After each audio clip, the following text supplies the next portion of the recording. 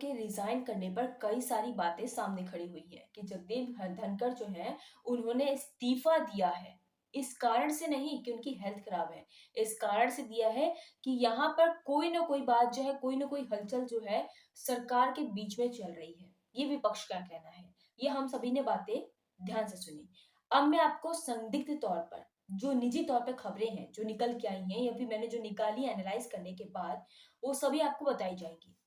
पहली बात मेरी ध्यान सुनना, मोदी नहीं संविधान का वफादार हूं मैं। ये शब्द जो थे ये जगदीप धनखड़ के थे। ये शब्द उन्होंने कहे थे जेएनयू में। कहां पर? लेक्चर देने के टाइम पर। ये शब्द कहते ही मोदी जी को अपनी पार्टी में हुई हलचल। उन्हें लगा कि ये ऐसी बातें कर कर एक तरीके से मोदी जी का अपमान हो रहा है। हमें किसी को क्रिटिसाइज नहीं करेंगे, किसी एक बंदे को नहीं बोला जाएगा, सिर्फ बात बताएंगे। तो जब ये बातें कही जाती हैं तो मोदी जी इस बात को सुनते हैं। ऑब्वियस बात है, लेक्चर है, सभी लोग सुनेंगे इस बात को लेकर, क्योंकि काफी ज्यादा इस बात को चर्चा में आया था। क्योंकि सभी लोग जो है मोदी की बात मानते हैं और मोदी जी के खिलाफ अगर कुछ ऐसी बात बोली जाए तो मीडिया वाले इस चीज में पीछे नहीं हटते। मैं किसी का व्यक्ति मैं किसी व्यक्ति का वफादार नहीं हूं, ना मोदी का ना किसी और का। मैं सिर्फ संविधान का वफादार हूं। ये शब्द उनके खुद के थे।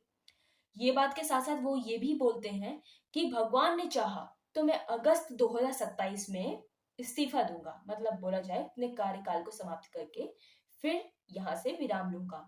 हेल्थ की बात कही जाए, जो हेल्थ में हम लोग को सुनने के लिए आ रहा है, तो उनके हेल्थ के इश्यूज बताए जा रहे हैं, वो बिल्कुल सही है। एक तरफा वो बात कही जाए सही है। ये हेल्थ के इश्यूज जो है वो आज से नहीं है, ये इनके पास पहले से ही है। लेकिन इस चीज में ये हेल्थ का मुद्दा सिर्फ उठाया गया है कुछ चंद बातों को लेकर। बताते हैं। जेएनयू में लेक्चर के दौरान उन्होंने बात जो कही वो मैंने आपको बता दी। प्रेसिडेंट्स जो है मुरमुरे को इन्होंने क्या किया था, जो हमारे प्रेसिडेंट है उनको इन्होंने 67A के तहत, एक ऐसे 67A के तहत क्या होता है, इस्तीफा का पेज बना के दिया था, जिसमें ये होता है क्लैरिटी कि तुरंत ही, जैसे कि आज आप गए, आपको चाहिए कल से कि मैं ऑफिस नहीं जाऊंगा, है ना, तो आप नहीं जाते हैं, दैट आप इस्तीफा दे सकते हैं।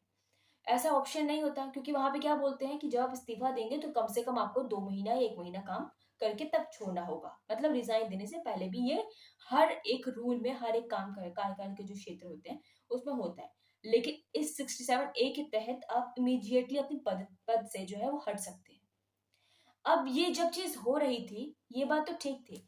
जब इस्तीफा के लिए उन्होंने पेज को दिया, पन्ना दिया जब सामने, तो एक बार को तो पूछना चाहिए था कि आपकी हेल्थ इश्यूज खराब है, लेकिन आप एक हमारे जागरूक हैं। मतलब आप हमारे एक जागरूक जो है उपराष्ट्रपति हैं, जिन्होंने बहुत सारे ऐसे काम किए, बहुत सारे ऐसे मुद्दों को उठा के हमारे लिए मदद की है। तो कुछ कहना चाहिए था। यहाँ पर मुरमुरे जी जो है वहां पे वो डायरेक्टली उनके हाथों से पेज को ले लेती हैं और तुरंत इस पे जो है एक्सेप्टेंस प्रोवाइड कर देती हैं कि भाई उनको इस्तीफा तुरंत मिल जाए। तो सवालात अब यहाँ खड़े होते हैं कि ये मोदी जी का पीछे से एक बोला जाए कि मतलब कहीं ना कहीं सबकी सहमति थी, जिसकी वजह से तुरंत ही बिना सोचे समझे सबने एक्सेप्टेंस दे दी और उनको इस्तीफा मिल जाता है। मैं आपको बता दूं कि ये इस्तीफा उपराष्ट्रपति में पहली बार किसी को नहीं मिला है। 1969 की बात कही जाए तो 20 जुलाई को सेम, शायद ये बोला जाए एक तरीके से इत्तेफाक है, 21 जुलाई को इन्होंने इस्तीफा दिया और 1969 में तो 20 जुलाई को वीवी वीवी ग्रीन ने जो है यहाँ पे इस्तीफा दिया था। किस कारण से दिया था? ये चाहते थे कि राष्ट्रपति बनना चाहते थे उपराष्ट्रपति से, ये उनके थे बयान, ठीक है, वो चाहते थे, इसलिए उन्होंने उस वक्त में इस्तीफा दिया था। अब ये जो है यहाँ पर इस्तीफा देते हैं, लेकिन बात की जाती है तब तक ये मामला बिल्कुल सही चल रहा था जब तक जगदीप धनखड़ मोदी जी के साथ खड़े होकर उनकी बातों में हाँ एक तरीके से बोला जाए। वैसे उन्होंने साफ साफ बोला कि मैं किसी का वफादार नौकर नहीं हूँ, मैं वफादार हूँ सिर्फ कानून का। तो ये चीज को बयान जो है दिमाग में रखते हुए उन्होंने जो अभी आपको सभी पता है यशवंत वर्मा का जो मुद्दा चल रहा था, उस पर उन्होंने एक बात खड़ी कर दी थी, जिसको लेकर जो है मोदी सरकार नहीं चाहती थी कि ये चीज सामने निकल के आए। अब ये शब्द जो है ये सामने निकल के चले आते हैं। अब जो बातें सामने निकल के चली आई, तो अब नहीं चाह रही है सरकार, लेकिन फिर भी सामने आ गई है। तो सरकार को तो कोई दिक्कत इसमें हुई नहीं। उस समय पे बहुत लोगों ने बोला कि ये चीज रिकॉर्ड नहीं होनी चाहिए थी, ये रिकॉर्डिंग में नहीं आना चाहिए था, लेकिन वो चीज रिकॉर्डिंग में आ जाती है। इस मामले को लेकर एक अलग चर्चा बन के खड़ी हो गई। दो मामले खड़े हो जाते हैं। उसके बाद से ही बोला जाए कि ये खटक गए थे जगदीप धनखड़ की अगर ये इनकी पार्टी में रहे तो कुछ ना कुछ गड़बड़ें हो सकती हैं। तो इनकी आपस की मामलात में कुछ ऐसी बातें हो रही होंगी जिसकी वजह से इनको निकाला गया है। अब बात करते हैं अंदर की पोल की। देखिए अंदर की पोल में मामला कुछ ज़्यादा संदिग्ध तौर पे नज़र आता है, जिसमें कांग्रेस मानती है कि ये राजनीति जो है पूरी तरीके से अप्रत्याशित रूप से ज़ाहिर की जा रही है और इसमें बहुत गहरे कारण हैं, जो बताए नहीं जा रहे हैं बाहर की तरफ।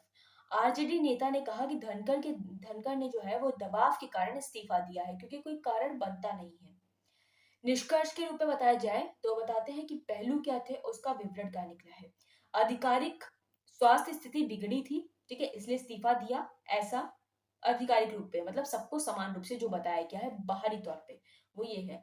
कौन कौन सी बात थी जिसकी वजह से नाराज हुए थे बीजेपी।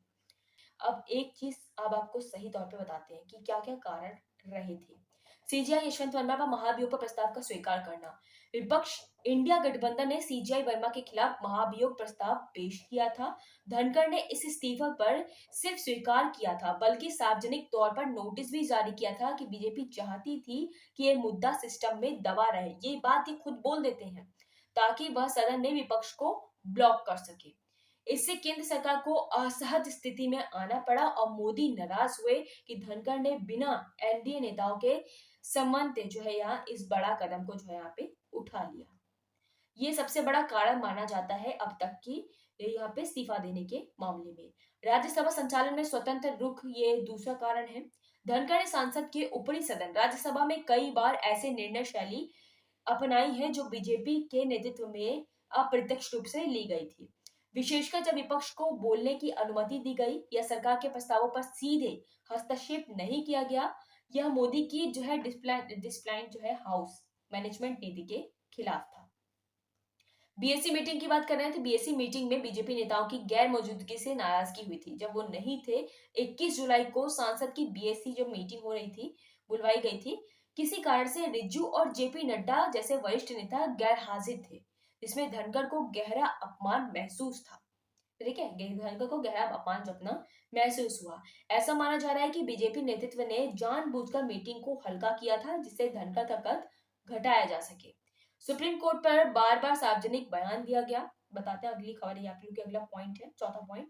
धनखड़ ने हालिया महीने में न्यायपालिका पर तीखी टिप्पणी दी थी, खासकर कॉलेजियम सिस्टम और न्यायिक एक्टिविज्म में दी थी। ठीक है, और इससे सरकार को संविधान के सम्मान और न्यायपालिका के साथ रिश्ते के दबाव और असहजता महसूस होती है। जाट और किसान राजनीतिक में अलग लाइन।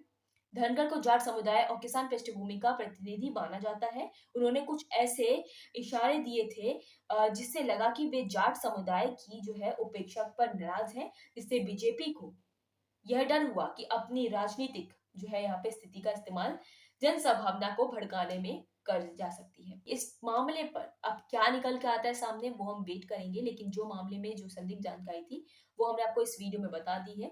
किसी और के मन में कुछ भी सवाल है या कुछ कहना चाहते हैं कि क्या ये सही हुआ है या क्या ये गलत हुआ है, जो भी चीज आपके मन में है, सवाल है, जो भी चीजें जो आप सरकार को कहना चाहते हैं, कमेंट बॉक्स में कमेंट करके जरूर बोले अपनी बातों को, क्योंकि ये खबर आप सभी की सरकार तक पहुंचाई जाएगी। तब तक के लिए आप सभी से मिलते हैं, यही नमस्कार आप सभी का, मिलते हैं अगले वीडियो में आप लोग के साथ कुछ और खबरों के।